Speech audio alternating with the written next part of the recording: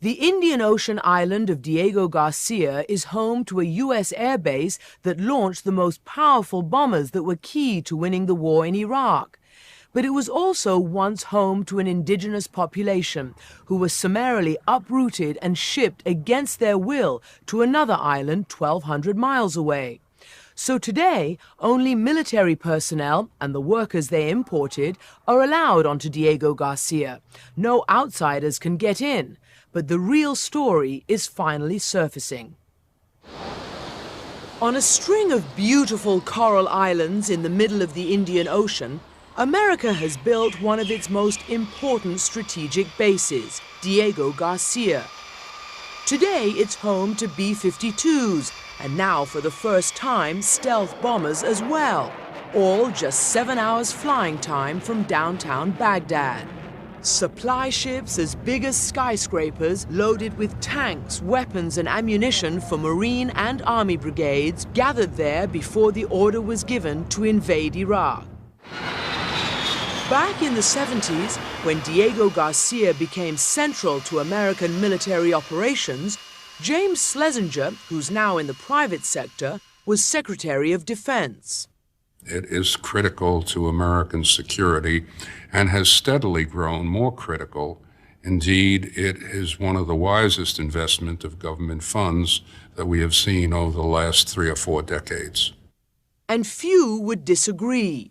4 decades ago, when the United States and the Soviet Union were racing to get footholds in this region, the U.S. discovered Diego Garcia, a coral island in the middle of the Indian Ocean.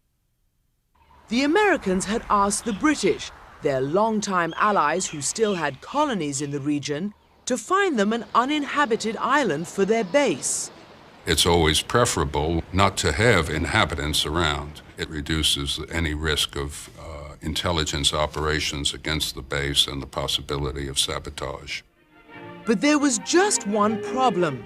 There were inhabitants on Diego Garcia, and they had been living there for more than 200 years. The children here do not have all the toys that town children play with. This old British newsreel shows a thriving community of about 2,000 people who worked on the island's coconut plantation. But the British didn't see that as a problem. To make way for the US base, they simply moved all the inhabitants 1,200 miles away to other tropical islands, Mauritius and the Seychelles. Back then, when the island was a British colony, Marcel Moulinet managed the coconut plantation. It was he who was ordered to ship the people out. In order to have their base, what did the Americans want you to do with the island? Total evacuation. They wanted no indigenous people there.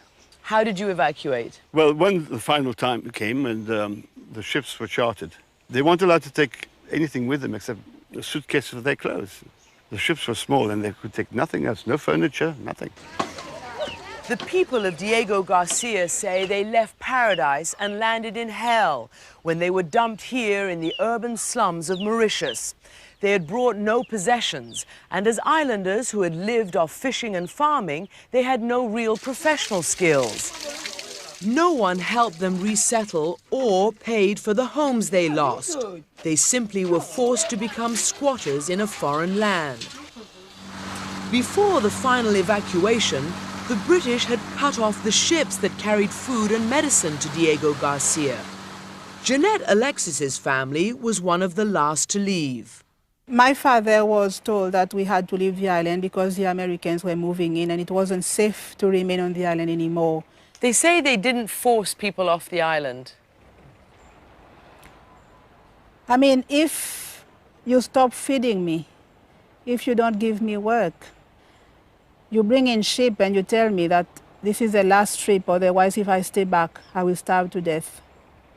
What other force do you need to get me out? The islanders say the other force that got them out was fear, when British officials ordered their pets to be exterminated. They were gassed with exhaust fumes from American military vehicles.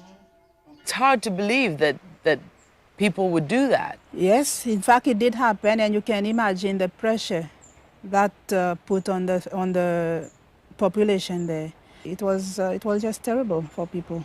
When you boarded that ship, finally, for your last trip out of Diego Garcia, what do you remember? We were crying. We were hanging onto our mother's skirt, crying, because although we were very young, we understood that we were leaving something very, very valuable behind, and that was our home. And for the next 30 years, the world never knew what had happened to Diego Garcia's original people. No outsiders are allowed onto Diego Garcia, so this secret stayed hidden until one of the exiled islanders, Olivier Bancoul, started organizing his community. He was angry by the years of misery that his people had been forced to endure. 3 of his own brothers drank themselves to death, dispirited by their poverty and unemployment.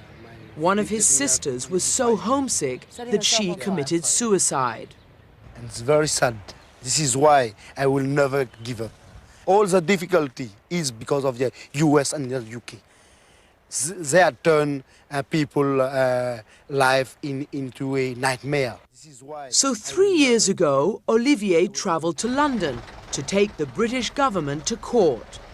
His big break came when he and his lawyer, Richard Gifford, found secret documents that had recently been declassified that described the agreement between the United States and British governments to build the base on Diego Garcia.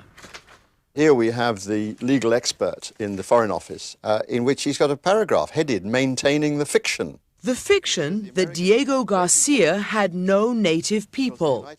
These British documents show colonial officials thought that no one would notice if they deported the islanders. Were you surprised when you started digging at the memos you found between the Americans and the British? I find it rather shameful, yes. Here we have a rather interesting little memorandum of the British government. There will be no indigenous population except seagulls. Another British document confirms that evicting the people and leaving the island to the seagulls was done at the request of the United States. It reads, "The United States government will require the removal of the entire population of the atoll by July." The Americans telling that to the British? Yes, and the British were only too happy to oblige. And what did the British get in return for providing the Americans a population-free island? Polaris missiles for their submarines. The US reduced the price by $14 million, or 5 million British pounds. Well, you have to understand that the stiff upper lips hardly quivered at the idea of moving the population. They didn't care. So £5 million was a massive incentive compared with a very modest conscience problem. Uncovering this paper trail brought Gifford and Bancoul a stunning victory. Britain's highest court ruled that deporting Diego Garcia's native population was illegal. But the euphoria didn't last long because the court didn't propose a remedy, neither money nor what the people wanted most, to return home and the right to earn a living on the base. Do you think, given the security situation right now, the war on terrorism, do you think they will ever really be able to go back to Diego Garcia? The position of the islanders is that they never objected to the US base on Diego, but the islanders are extremely bitter that they are denied employment on the base, precisely because they come from there. Especially since the base employs several thousand civilian workers from other countries like the Philippines. Benoit Emilien used to recruit those civilian employees. That's me again with the commanding officer. Your job was to find workers to work on that top secret American base. Were native Diego Garcians ever allowed to go back and work there? Definitely no.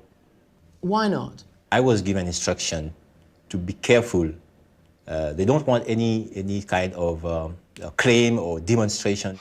And when Benoit tried to talk to his American friends on the base about Diego Garcia's original inhabitants, he found the subject was taboo.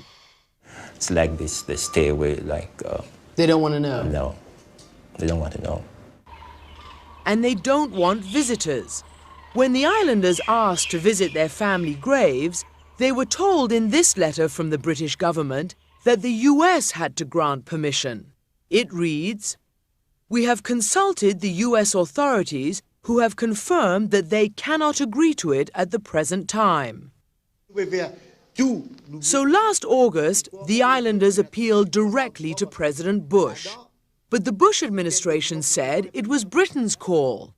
This letter reads, "Because of the vital role the facility plays in the global war on terrorism, British authorities have denied permission to visit Diego Garcia. We concur and support the decision."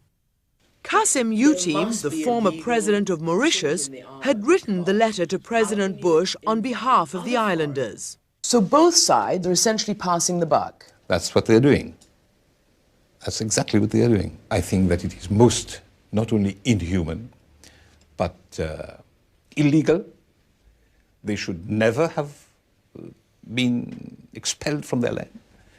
We tried repeatedly to interview anyone from the British and American governments about this affair, but no one from the British Foreign Office, the US State Department, or the Pentagon would even talk to us.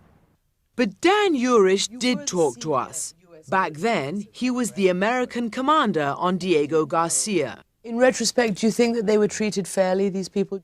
You know, I have a great sympathy for them. I think the British are the ones that are probably legally responsible for it. Morally, the U.S. certainly has an interest in seeing that things are made right for the islanders. And until that happens, Olivier Bancoul, Jeanette Alexis, and the rest of the islanders say they'll never give up. Now they are suing both the United States and British governments for compensation and the right to return. It's an important base, I agree. But at the same time, they should have realized that people are also important. Do you think you have any chance taking on America, taking on Britain? The Americans and the British always talk about the champions of human rights. There we are. What they did to us, they should rectify it. They should look after us. You know, they should do what they preach.